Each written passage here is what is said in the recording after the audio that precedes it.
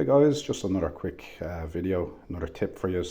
This time it's about the weights of your cartridge and the recommended weights. Again, it's something people look into it too much. I think personally, some people might find it a little bit complicated, and really, guys, there's nothing to it. There really isn't. All it basically is balancing out your tone arm to the specific weight.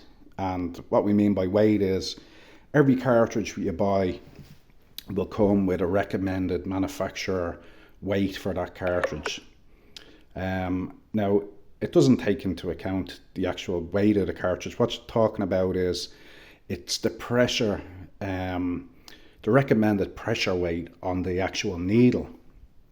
And it's simple to do, guys. When you buy a new turntable, if the cartridge already comes mounted in the head shell, which most do, the chances are they won't have this weight on the back.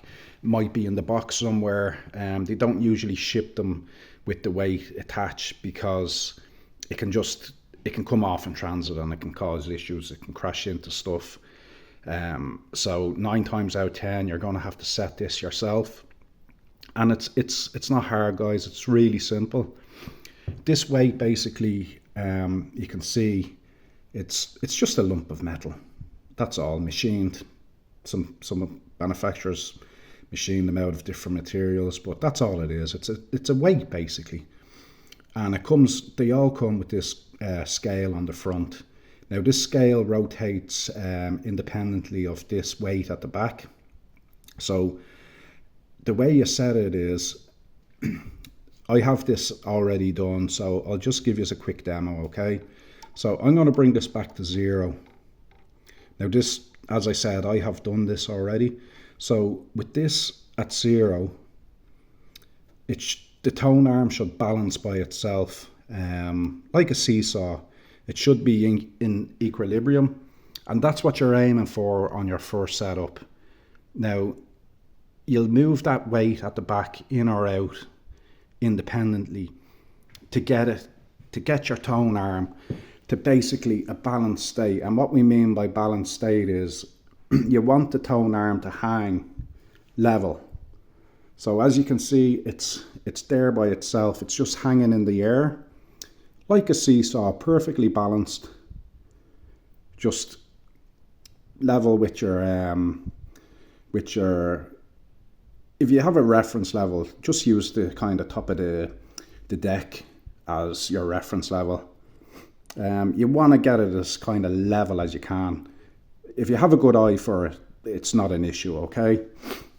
So once you have it balanced, what you do then is you move the inner dial, you hold the back dial or the back weight, and you independently move this inner dial with the graduations on.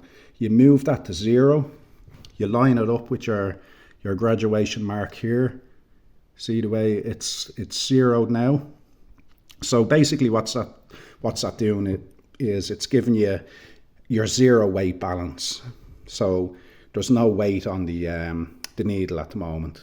So I'll just reset this tone arm into the catch. So at this point, the recommended weight for this cartridge is between 1.5 and 2 grams. So what we do is we move the whole lot now, and you can see the whole inner scale and everything moves. I'm going to set it back to about 1.5, there or thereabouts, 1 or 2, or 0.1 or 0.2 of a gram. It's not going to make a difference really. Now, when I say it's not going to make a difference, weight will make a difference on how your record sounds. Adding more weight will give you a nice bassier feel. Taking a bit of weight away will give you a bit more treble. But you want to stay within the manufacturer recommendations. If you go heavier, you're going to create premature wear on your records and on your needle. If you go lighter, you run the risk of what they call skating. we might make another little video about that. But again, that's nothing complicated. The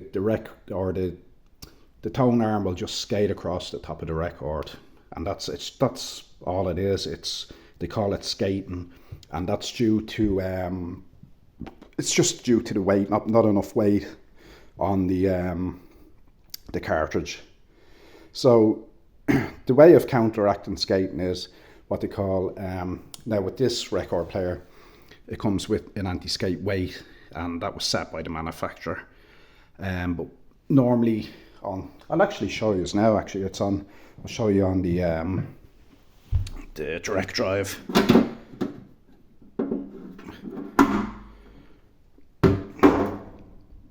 Yeah, so this is the kind of regular kind of tone arm setup.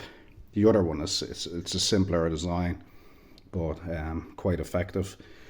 This cartridge in this, they recommend 3 grams. So as you can see, dial at the back, set to 3 grams. And now this is an anti-skate mechanism. This wants to be set to the same as your weight. So if I want to change this to 2.5 grams of weight, I'll change my anti-skate to 2.5 also. It's just counteracting that your tone arm doesn't want to skate across the top of the record. Simple device, but very effective. And that's it. There's nothing really more to it than that. Again, it's like everything. It does sound complicated. It might look complicated, but when you do it, it's not. It's simple. Just get your tone arm balanced. I'll do it on this one I'll show you exactly what I mean. So as you can see, this dial moves independently of the back weight. Now I know I had that set at 3, so I'll just move it back. But you can see that's what you want. When you get your balance, you just set that to 0. Your tone arm is balanced then at 0. Then you move your weight in or out at the back to move your graduation up to your 2.5 or 3 grams or whatever it may be. And we had that set at 3, so I'll just move the inner scale back. And that's it, guys. It's simple. Like, there's nothing to it. Don't overcomplicate it again. Keep it simple. And yeah, you can go and get all the tools and gizmos for doing it. Again, my opinion, not really needed. It is nice to have a little gram scale to check it out, but I actually have one.